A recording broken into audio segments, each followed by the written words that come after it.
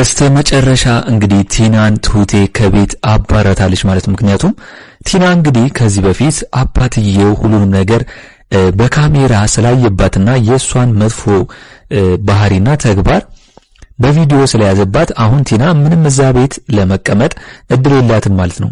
ትሁቴ ጭራሽ ገረድነች እያለች እንዴት እንደምትሰድባት እያያችሁ ነው። በጣም ጥጋቧ ራሱ ያንን ነገር እንኳን አርግታ ይቅርታ ከማለት በፊት መሳደብ ነው እሷ ሐሳቧና ሁሉ ነገር ማዋረዷ ነው በሷ ቤት ትሁቴን ማለት ነው። ነገር ግን አባትየው እንግዲህ ትሁቴን ቲናን እንድታስወጣት ጠይቋታል። ምክንያቱም ስልጣኑን ለሷ ለትሁቴ ሰጥቷታል። ስለዚህ ትሁቴ እንግዲህ ቲናን ልብሷን በሙሉ አሲዛ እስከነፌስታሏ ነው የወረወረቻት ማለት ነው ወደ ውጪ። አባትየው አሁን ላይ በጣም ነው ደስ ያለው ቲና በመውጣቷ። አሁን ላይ ሰላም ሆኖ እንኳን ቤቱ ራሱ ቤቱ እስከሚመስል ድረስ ነው ደስ ብሎት እንግዲህ የዘና እያለ ያለው ማለት ነው። ትሁቴ በጣም ደስ ብሏታል እሷም። ምክንያቱም እስከዛሬ ድረስ የካሌብን አባት ለመግደል እዛ ቤት በቆየሽ ቁጥርና እዛ ቤት በሆነሽ ቁጥር ቤተሰቡን አደጋ ላይ ለመጣል ነው እንጂ ቤተሰቡን ለማገዝ ምንም ምክንያት አልፈጠረችም። ካሌብ እንኳን ቲናን ማስቆም አልቻለም እኮ ሚስቱን ከቤትም ማስወጣት አልቻለም፣ ማስቆምም አልቻለም። እሷ እንደፈለገች አባትየውን እያደረገችው ማለት ነው። ስለዚህ አሁን ላይ ትሁቴ የወሰነችው ውሳኔ ቲናን ማስወጣቷ በጣም ትልቅ ነገር ነው ብዬ ነው ማስበው። ይሄንን ነገር ትሁቴም ድሮም ነበር የምትፈልገው። ትሁቴ ላይም ትጫወትባታለች፣ እንደገና ካሌብ ላይም እንደገና አባትየው ላይም በቃ ይቅርታ እያለች እንደገና ይቅርታ ትልና አሁንም ጥፋቷን ትቀጥላለች። ስለዚህ ይሄ ደግሞ ቲና እንግዲህ ስራዋ መቀጣት ስለሚያስፈልግ አሁን ላይ እንግዲህ ገብታለች ማለት ነው። ስለዚህ አሁን ቲና ቅጣቷን እያገኘች ነው የምትገኘው። ቲና በመባረሯ ደስ ያላችሁ እስቲ ሁላችሁም ሐሳብ አስተያየታችሁን ኮሜንት ላይ አስቀምጡልኝ። እንግዲህ ትሁቴ ክፍል 64 ቶሎ እንዲለቀቅ ሁላችሁም ኮሜንት ላይ ክፍል 64 ቶሎ ይለቀቅልን በማለት ይህንን ቪዲዮ ላይክ በማድረግ ጀምሩ። እንግዲህ ቲና የምትተማመንበትን ቤት አሁን ላይ ትሁቴ ገፍትራ አስወጥታታለች። ነገር ግን ቲና ያደረገችው አማራጭ ማንጋ ነው? ተመስገን ጋር መሄድ ነው። ተመስገን ተቀብሏት እስከዛ እሱ ቤት የሚያስቀምጣት መስሏን ነበር። ተመስገን አሁን ለሚፈልገው ትሁቴን ነው። ከቲና ምንም ነገር አይፈልግም። ትሁቴን ግን ከዛ ቤት ለማስወጣትና ጠልፎ ይዟት ለመሄድ ቀን እየቆጠረና እያሰበ ነው ያለው። ነገር ግን ቲና ተመስገን ጋር ብትሄድም ተመስገን እንግዲህ ከቤቱ እንኳን አስወጡሽ ብሎ እሱም ከቤቱ አባሮ ጥሏታል ማለት ነው። ከዚህ በኋላ ከኔ ጋር እንዳትደውይልኝ ብሎ አስጠንቅቋታል። ስለዚህ ቲና አሁን ላይ ባዶ ሜዳ ላይ ቀርታለች። ሌላው ደግሞ ካሌብ በጣም ደስ ብሎታል ቲና በመውጣቷ። ነገር ግን ትሁቴን ያስቀየማትን ነገር በጣም እያሰበበትና ትሁቴንም ይቅርታ እያላት ነው።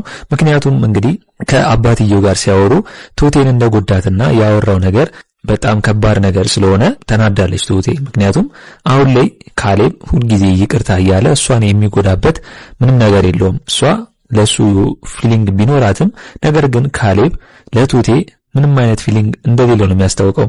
ቢኖረው እንኳን እንደዚህ አይሰድባትምና አይምሮ የሚነካ ንግግር አይናገራትም ነበር።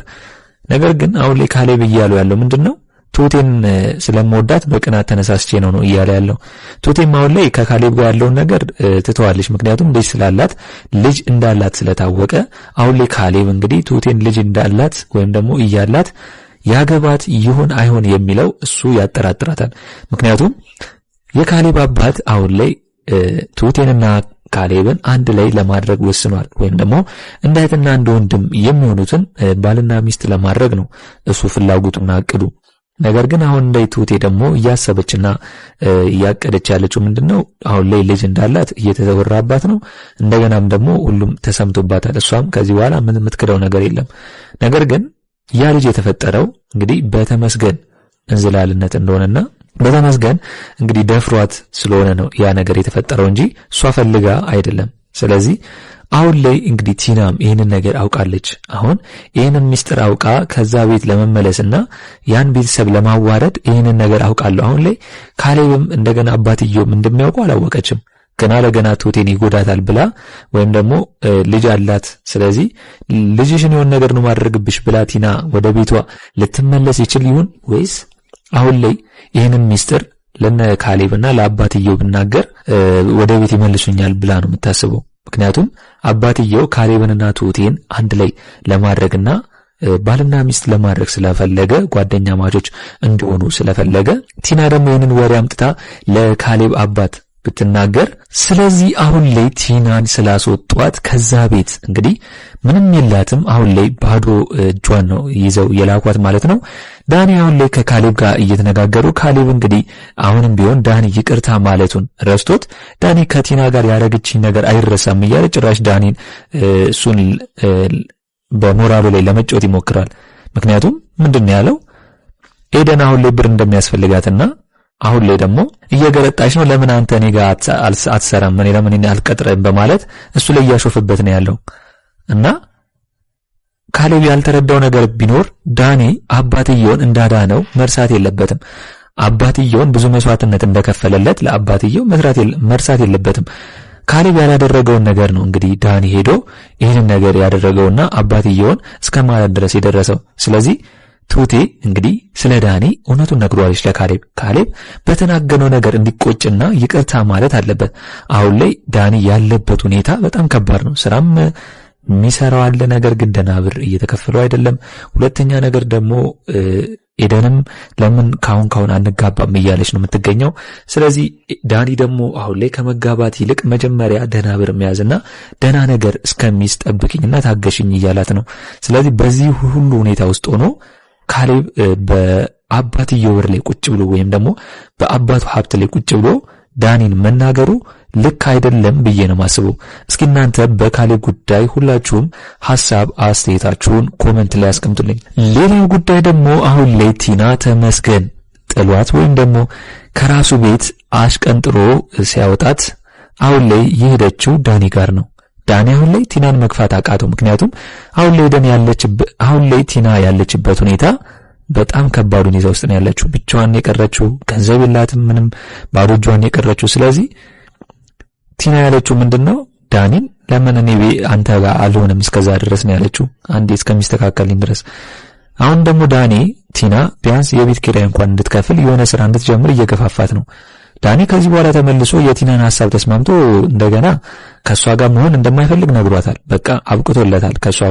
ከዚህ በኋላ ዳኒ ተመልሶ እንደዚህ አይነት ቀሽም የሆነ የቲናን ስራ ጋር ተመልሶ አይገባም። ስለዚህ ዳኒ እንደ ጓደኛ እንግዲህ ቲናን የመከራት ነገር ምንድነው ስራ እንድትጀምርና ራሷን እንድትችል ነው እያደረገ ያለው።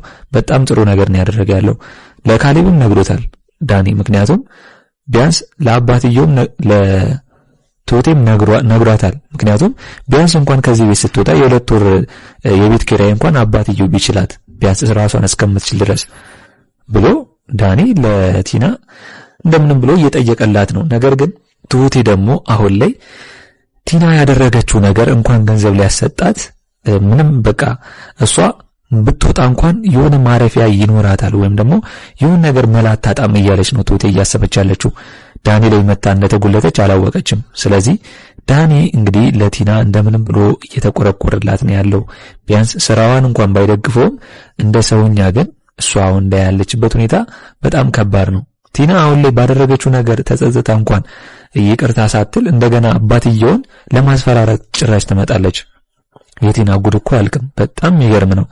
አባትየውን ጭራሽ እንደገና ልታስፈራራው እየመጣች በጣም እሱ ጭራሽ ከእንደገና ቲናን እየፎከረባት ነው ያለው። አሁን ላይ አላበቃም ጨዋታው እያለች ጭራሽ አባትየውንም የሆነ ነገር ለማድረግ። ስለዚህ አሁን ላይ ከቲና ጎን ያለው ዳኒ ብቻ ነው። ዳኒ ደግሞ በእንደዚህ አይነት ተግባሯ ተከትሎ ከሷ ጋር ገደል እንደማይገባ ግልጽ ነው። ተመስገንም ቢሆን ከዚህ በኋላ ከሷ ጋር እንደማይሰራ ግልጽ ነው። ወደው አሽቀንጥሮ ጥሏታል። እሱ የሚፈልገው ትሁቴን ብቻ ስለሆነ ሐሳቡላ ትኩረቱ ትሁቴ ላይ ነው ማለት ነው። ስለዚህ ቲና ብቻዋን ቀርታለች። ዳኒም እንግዲህ ካሌብም እንግዲህ ዳኒን አሁን ላይ ይቅርታ ማለት አለበት ያስከፈውን ነገር በሙሉ። እንደገና ትሁቴንም ያስቀየማትን በጣም ይቅርታ ማለት አለበት።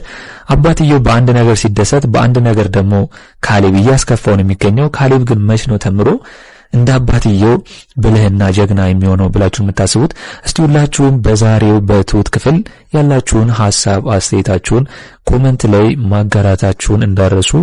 እንግዲህ በኔ በኩል የዛሬው አስተያየቴ እንን ይመስል ነበር። በቀጣይ ክፍል እስከምንገናኝ ድረስ መልካም ቆይታ ይሁንላችሁ።